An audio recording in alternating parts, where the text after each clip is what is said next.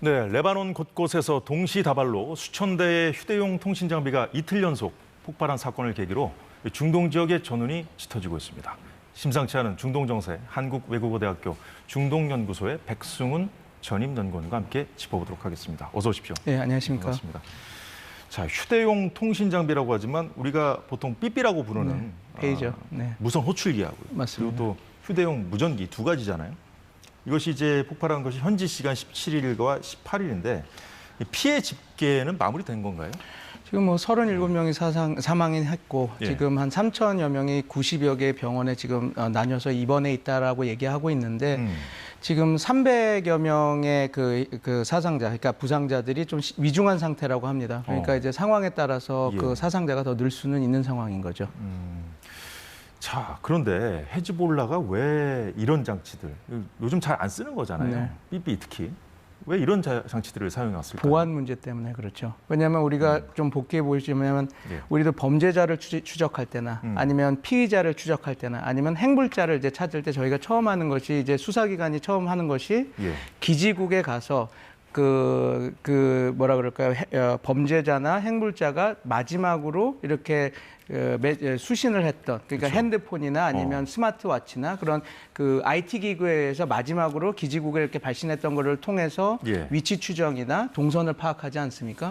똑같은 것이죠. 그러니까 이스라엘에서 첨단 그런 위성 기술이나 이런 걸 통해서 헤즈볼라나 이런 그 요인들이 핸드폰을 이용해서 이렇게 하면 감청, 도청, 예. 그리고 위치를 추적할 수 있으니까 이제 전혀 다른 망을 사용하는 그 삐삐를 사용해서 하는 거죠. 그리고 삐삐는 우리가 다 알다시피 다 이게 그 번호로서 이렇게 서로 수신할 수가 있기 때문에 네. 이걸 암구어할 수도 있고 이게 그 정보가 누출이 된다 하더라도 그 이스라엘 정보부에서는 파악하기 어려우니까 아주 좋은 통신 수단이라고 할 수 있죠. 그렇군요. 네.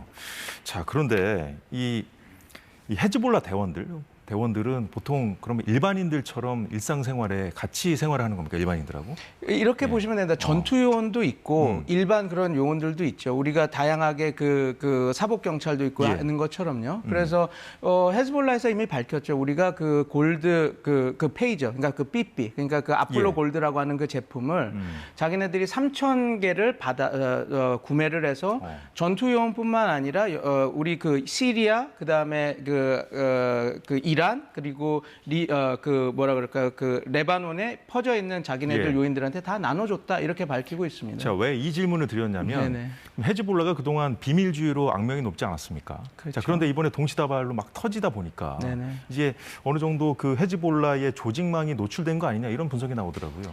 뭐 그렇게까지인데 이렇게 보면 될 것 같습니다. 예. 아니 헤즈볼라 요원들은 그 생활인들입니다. 어떻게 보면 자기네들 나라에서 우리도 군인들이 다 군인 아파트 살고 이렇게 네. 한다고 해서 거기서 그 페이저가 터졌다라고 해서 네.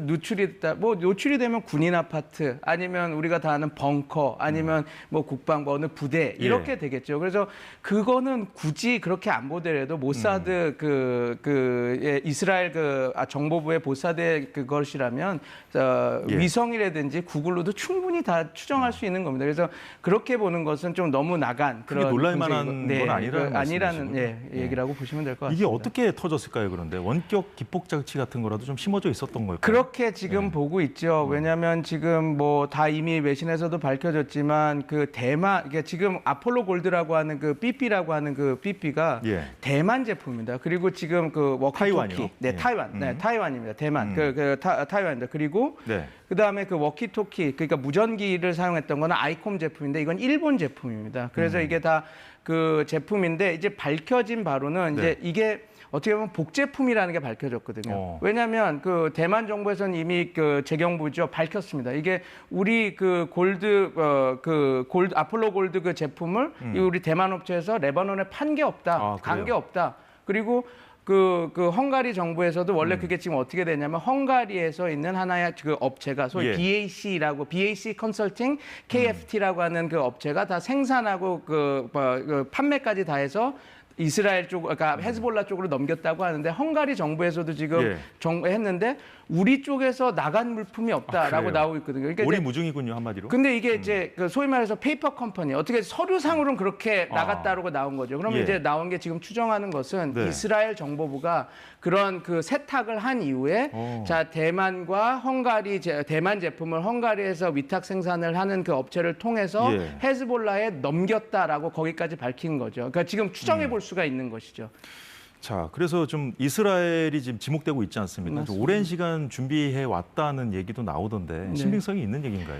네, 이미 뭐 밝혀진 사실이 지금 그 BAC 그 컨설팅 KFT라고 하는 회사가 헝가리요? 네, 헝가리에 지금 그 뭐라 그럴까 대만 삐삐를 위탁 생산해서 헤즈볼라에다 넘겼다고 하는 회사가 이미 정지 작업을 했다고 합니다. 그러니까 이미 이제 그 헤즈볼라라고 하는 그 그룹이 자신네들의 통신 수단으로 삐삐와 무전기 이런 것들을 사용한다는 걸 파악하고 정보부에선 미리 그러면 안전하게 이 삐삐를 그쪽에다가 공급할 수 있는 업체를 그 안전한 헝가리에 만들어서 정지 작업을 했던 것이죠. 그래서 그 정지 작업을 하기 위해서 심지어 어떻게까지 했냐면 꼭 헤즈볼라 쪽만 판 게 아니라 그냥 일반 그 삐삐를 원하는 사람들한테도 파는 그래서 벤더가 여러 개 있는 업체로서 역할을 했다라고 합니다. 그래서 그런 안전만한 유통망을 만들어진 상태에서 헤즈볼라에 이걸 납품을 했고 그 아폴로 그 골드라고 하는 제품에 PETN이라고 하는 그런 게 폭발 물질인데 그게 그 고농도 질산, 고농도 황산의 그 유기화합물이라고 한답니다. 근데 이게 엄청난 폭발력을 가진 건데 조금의 그 충격과 연루도 이제 폭발을 할 수 있는 건데 그것을 헤즈볼라에 파는 물량에만 심었던 것이죠. 네. 이게 뭐 국경을 넘어서 여러 나라를 이제 추적하면서 조사를 해야 되다 보니까 이제 밝히기가 좀 어려울 것 같긴 한데. 자, 이스라엘은 좀 어떤 입장입니까? 이스라엘은 지금 침묵하고 있죠. 그런데 단 요 얘기는 했습니다. 되게 이제 뭐 언론에 흘리는 방식이 이제 뭐 이스라엘 방위군 담당자가 이렇게 얘기하길 우리가 그 삐삐에 폭탄문을 심었지만 일반인한테 가는 데는 다 안 하고 헤즈볼라에 가는 물량에만 했다. 이런 그런 카더라 통신 이렇게 흘러나오긴 하고 있는데 공식적인 그거는 이야기를 특별히 우리가 이걸 했다 뭐 했다 얘기는 하고 있지 않은 상황입니다. 자, 그렇군요. 자, 그런데 이번 통신 장비 폭발로 민간인 피해도 있었던 걸로 좀 전해지고 있지 않습니까? 앞서 말씀해 주셨듯이. 그렇다 보니까 이제 국제사회도 비판의 목소리를 높이고 있는 상황인데, 자, 그런데 이런 비난 가능성 충분히 예견할 수 있는 거잖아요, 이스라엘이. 그럼에도 불구하고 이 시점에 왜 이런 공격을 감행했을까요? 그래서 이게 다들 좀 그 의아한 부분입니다. 저뿐만 아니라 모든 미국의 그 중동 전문가들이 다 의아한 부분인데 왜냐하면 갈란트라고 하는 국방부 장관도 여태까지 헤즈볼라와의 확산을 하지 말자. 일단은 그 하마스와의 전쟁 우선 그리고 인질구천이 우선이다라고 그 네타냐후 정부와 대립각을 세웠었거든요. 근데 지금 갑자기 이 일이 벌어지고 나니까 갈란트 장관이 나와서 헤즈볼라 군사작전이 있었다. 그리고 헤즈볼라를 막기 위해서는 우리가 불가피한 군사작전이라고 얘기를 하고 있습니다. 근데 선제 조치라고 한 것이다. 그런데 이거에 대해서 조금 여러 가지 시나리오. 그래서 지금 왜냐하면 이스라엘이 이런 식의 그 폭발물을 심어서 그 불특정 다수에게 이렇게 공격했던 사례는 없었거든요. 그러니까 모든 국제사회 그 전문가들이 이제 그 의아해하는 겁니다. 왜 지금? 왜 이런 방식으로? 근데 이제 그래서 여러 가지 시나리오 분석들이 나오고 있는데 그중 하나가 이겁니다.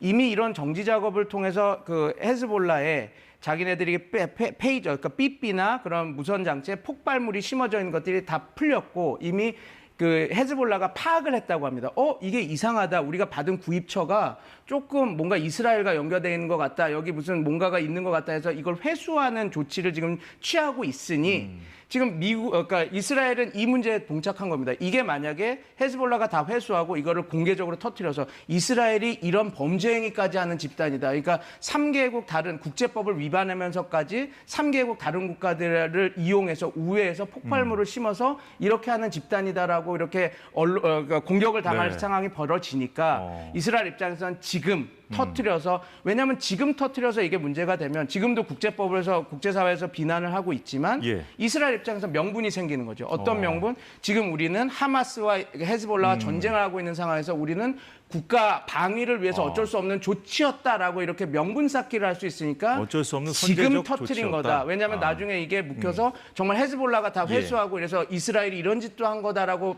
공개를 했을 때 네. 그때 올 수 있는 충격이 이스라엘 입장에서는 그때 받아들일 충격보다는 네. 이때 이렇게 하는 것이 낫지 않느냐 해서 이런 공격을 감행했다라고 보는 시나리오 분석이 있습니다. 근데 그게 상당히 저는 지금 상황에서 네. 왜냐하면 이례적인 공격이었기 때문에 참 신빙성 있는 분석이다 이렇게 저는 이렇게 판단하고 자, 있습니다. 그렇다면 말씀을 정리해 보면 앞으로 벌어질 일에 대비해서 선제적으로 대응한 명분 쌓기 그런 측면도 있다는 그런 말씀인데. 측면도 분명히 있다라는 자, 시나리오 분석이죠. 자, 그런데 자, 헤즈볼라가 보복을 선언하지 않았습니까? 네. 근데 헤즈볼라가 보복을 선언한 와중에 또 이스라엘이 먼저 때렸단 말이에요. 네. 공습을 했어요. 네, 그것도 아주 맞습니다. 이례적인 규모라고 하는데 어떻게 봐야 되겠습니까? 왜냐하면 예. 지금 만약에 이스라엘이 지금 가장 걱정하는 그 전선은 지금 3년 전이라고 하는데 뭐 후티, 헤즈볼라, 예. 이란인데 지금 이스라엘이 가장 걱정하고 보는 것은 헤즈볼라와의 전선입니다.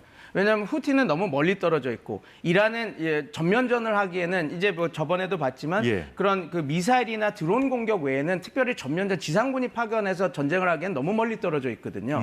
근데 지금 가장 위협이라고 할 수 있는 건 헤즈볼라 국경을 맞닿고 있는 그러니까 이스라엘 북부 국경을 맞닿고 있는 그 헤즈볼라입니다. 예. 그러니까 레바논에. 근데 이제 레바논 헤즈볼라가 나름 이제 그리고 지금 만약에 전면전으로 들어가면 이제 모든 국방부나 여러 가지 그런 단체들이 네. 이미 분석을 하지만 헤즈볼라는 하마스의 7배, 9배의 전력을 갖고 있다고 판단을 하고 있거든요. 예. 그냥 미사일 전력만 보고 그렇습니다. 네. 그러면 어떤 일이 벌어지냐. 전면전이 일어나면 이스라엘이 물론 승리를 하겠지만 압도적인 전력차로 네. 그러나 민간인 피해 플러스 자신네들의 그 이스라엘 군의 피해는 기하급수적으로 늘 수밖에 없습니다. 그러니까 지금 그 상황에서 가장 큰 위협인 것이 헤즈볼라니까 예. 계속 헤즈볼라의 영향력, 그다음에 그 소위 말해서 그 군사적 영향력을 줄이는 것이죠. 그래서 최근에 이스라엘이 먼저 선제 공격을 해서 예. 40여 곳을 폭격해서 3,000여 개의 그 로켓들 그거를 형용화시켰다라고 말하지 않았습니까? 그거는 뭐냐면 이런 명분이 있을 때마다 네. 그러니까 이스라엘이 그 헤즈볼라를 공격해서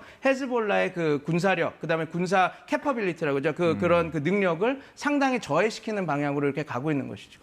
근데 이란은 피해 보복을 천명한 지 꽤 지났는데 왜 지금까지 가만히 있는 걸까요? 뭐 이미 지금 상황에서도. 지금 상황에서는 저도 어떻게 될지는 모르겠습니다. 이란이 그러나 지금 여태까지 왜 참고 있었냐 한다면 네. 이란은 페제스키안이라고 지금 진보주의자, 개혁주의자가 대통령이 됐습니다. 근데 이 개혁주의자의 그 가장 큰 정치 의제는 그 소위 말해서 이란 경제 제재를 없애는 것입니다. 그걸 통해서 좀 약간 경제 그 회복을 하는 것인데 예. 그게 왜냐하면 그 페제스키안이 대선 캠페인에서도 계속했던 것이 우리의 안보 문제는 경제 제재다. 이 경제 제재를 푸는 것이 안보 문제를 푸는 것이라고 계속 얘기를 했거든요. 네. 근데 만약에 여기서 확전이 돼서 지금 그래도 그나마 EU가 그래 그 JCPOA 그 포괄적 핵파기가 파괴된 거는 너의 잘못이 아니라 미국 잘못이니까 우리가 어떻게든 EU와 이란은 관계 개선해보자고 그런 물꼬가 터지고 있는 상황에서 예. 지금 이스라엘을 공격해서 전면전이 돼버리기 되면 예. 페제스키안 대통령이 대선 공약 1호로 내세웠던 경제 개혁, 그다음에 경제 제재 를 이렇게 해제시키는 이런 것들에 대한 것들이 이제 자기 임기 동안 하기 어렵다라는 것이 돼버리는 거고요. 그래서 예. 참고 있었던 거죠. 근데 지금 만약에 사안이 계속 이렇게 확전이 되고 자꾸 이렇게 그 긴장이 고조되면 이란이 참여할 가능성도 높아지기 때문에 저는 그게 그렇죠. 가장 지금 우려하는 세계인들이 상황이라고 가장 걱정하는 부분이겠죠. 맞습니다. 네. 자, 그런데 이 가자지구 휴전 협정이 지금의 국면을 좀 전환시킬 첫 단추인 건 맞잖아요. 그런데 물론입니다. 이제 중재 노력을 이끌 나라는 이제 미국밖에 없지 않습니까? 근데 미국이 지금 대선이 이제 얼마 남지 않았고 좀 국내 정치 상황이 좀 어수선하잖아요. 좀 중재하기가 좀 어려운 상황이죠. 지금 어려운 네. 상황입니다. 그리고 지금 이미 뭐 블링컨도 18개 항 중에 15개는 합의가 됐다. 아니면 그전에 뭐 이집트와 카타르가 했던 제재안이 거의 90%까지 왔다 이렇게 이야기를 하고 있지만 예. 저는 늘 제가 기회가 됐을 때 말씀드리지만 이 안이 안 되는 이유는 딱 하나입니다. 이스라엘은 완전 정전을 할 마음이 없습니다. 하마스와. 하마스는 지금 예를 들어서 그 임시 정전을 통해서 어떤 인질 협상이나 그럴 마음이 없습니다. 왜냐?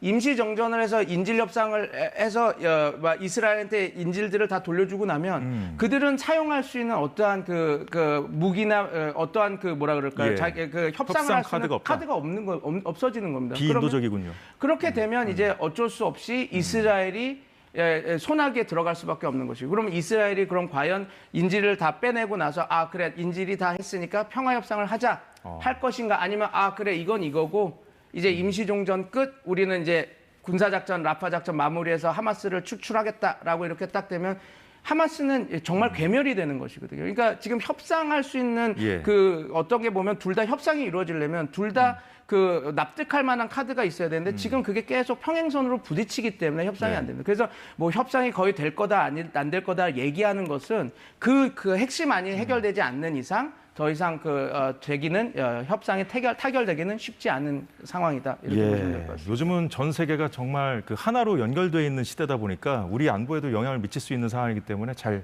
주시해 봐야겠습니다. 자, 오늘 말씀 여기까지 듣지요. 백승훈 한국외대 중동연구소 전임 연구원이었습니다. 잘 들었습니다. 네, 감사합니다. 네, 사사건건 오늘 준비한 소식 모두 전해드렸습니다. 저희는 다음 주 월요일 오후 4시에 다시 찾아뵙겠습니다. 여러분 고맙습니다.